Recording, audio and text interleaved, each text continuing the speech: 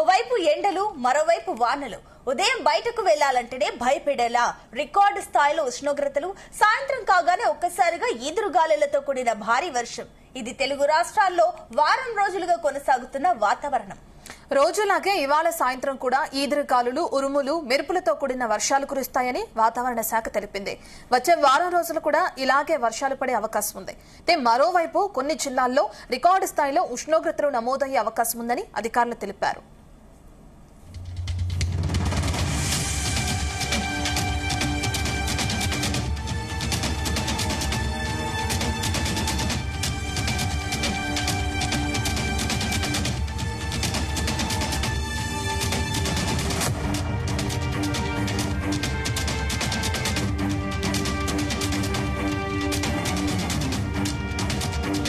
పూర్తి డీటెయిల్స్ అందించడానికి మా ప్రతినిధి రాజు పటేల్ అందుబాటులో ఉన్నారు. రాజు పటేల్, గత కొంతకాలం నుంచి అంటే కొన్ని నెలల నుంచి ఏ విధంగా అయితే అధిక స్థాయిలో ఉష్ణోగ్రతలు నమోదవుతున్నాయో మనం చూస్తున్నాం. అటు రెండు తెలుగు రాష్ట్రాల్లో ఇప్పుడు అకాల వర్షాలు అంటున్నారు, ఈదురుగాలులు అంటున్నారు. మరి వాతావరణ శాఖ అధికారులు ఎటువంటి హెచ్చరికలు జారీ చేస్తున్నారు?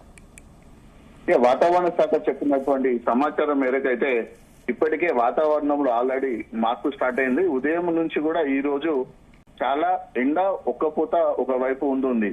నిన్నటి కంటే కూడా ఈ రోజు దాదాపు గరిష్ట స్థాయిలో ఉష్ణోగ్రతలు 46 డిగ్రీలను దాటి కూడా నిజామాబాద్, ఆదిలాబాద్, కరీంనగర్ ఈ ఉమ్మడి జిల్లాలో నమోదయ్యే అవకాశాలు ఉందని కూడా వాతావరణ శాఖ చెప్పింది. మరోవైపు దాంతో పాటు అకాల వర్షం కూడా కురిసే అవకాశం ఉందని కూడా సమాచారం జారీ చేసింది. సో అదే పరిస్థితి చూస్తే మార్నింగ్ ఎండగా ఉన్నటువంటి వాతావరణం అయితే ఇప్పుడు కాస్త కూల్ అయిందని చెప్పవచ్చు. చల్లటి వాతావరణం అయితే ఉత్తర తెలంగాణ జిల్లాలో మనకు కనిపిస్తుంది. సో ఉదయం బయటికి వెళ్లాలంటేనే భయపడినటువంటి ప్రజలకు ఇప్పుడు మధ్యాహ్నం టైం మాత్రం కాస్త రిలాక్స్ గా అనిపిస్తుంది. నిన్న మొన్నటితో కొంత పోల్చుకుంటే ఈ రోజు కాస్త వాతావరణం చల్లగానే ఉంది. రోజులాగే ఇవాళ సాయంత్రం కూడా ఈదురుగాలు ఉరుములు మెరుపుతో కూడినటువంటి వర్షాలు కూడా కురుస్తాయని వాతావరణ శాఖ హెచ్చరికలు జారీ చేసింది. ఇక వచ్చే వారం రోజులు కూడా ఇలాగే వర్షాలు కూడా పడే అవకాశం ఉంది. మరికొన్ని జిల్లాల్లో రికార్డు స్థాయిలో ఉష్ణోగ్రతలు నమోదవుతున్నాయి. ఒకవైపు ఎండ, మరోవైపు వానలు, ఈ రెండింటి యొక్క కలయికతోటి కూడా రాష్ట్రంలో ఈ ఎండాకాలంలో ఒక విభిన్నమైనటువంటి వాతావరణ పరిస్థితులు అయితే కనిపిస్తున్నాయి. దీంతో ప్రజలు కూడా ఎప్పుడు వర్షం పడుతుంది, ఎప్పుడు వాతావరణంలో మార్పు వస్తుంది, ఎప్పుడు ఎండగొడుతున్నటువంటి ఒక కన్ఫ్యూజన్ కి అయితే గురవుతున్నారు. సో చాలా జిల్లాల్లో కూడా ఉరుములు మెరుపుతో కూడినటువంటి వర్షాలు కూడా కురిసే అవకాశం ఉందని హైదరాబాద్ వాతావరణ శాఖ అధికారులు తెలిపారు. దాంతో పాటు హైదరాబాద్ సిటీలో కూడా ఈ రోజు సాయంత్రం దాదాపు 4 గంటల తర్వాత కూడా చాలా ప్రాంతాల్లో వర్షం కురిసే అవకాశం ఉంది. సో ఇలాంటి పరిస్థితుల్లో ప్రజలైతే చాలా జాగ్రత్తగా ఉండాలంటున్నారు. ఇప్పటికే రికార్డు స్థాయిలో మనకు ఎండ నమోదవుతుంది. సో నిజామాబాద్ జిల్లా డిచ్పల్లిలో నిన్న 45.6 డిగ్రీలు, అలానే ఆదిలాబాద్, జగిత్యాల లాంటి జిల్లాలో కూడా ఎక్కువగా నమోదవుతుంది. నిర్మల్ జిల్లా దస్తూరాబాద్ లో 46 డిగ్రీల వరకు కూడా ఉష్ణోగ్రత నమోదయ్యాయి. 10 సంవత్సరాల్లో ఎన్నడూ లేని విధంగా రికార్డు స్థాయిలో ఉష్ణోగ్రతలు నమోదవుతుంది. దాదాపు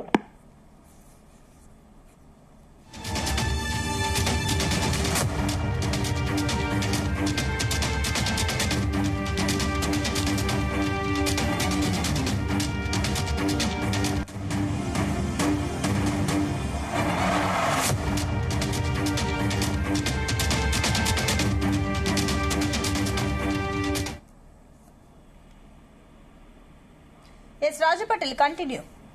వాతావరణ శాఖ అయితే చాలా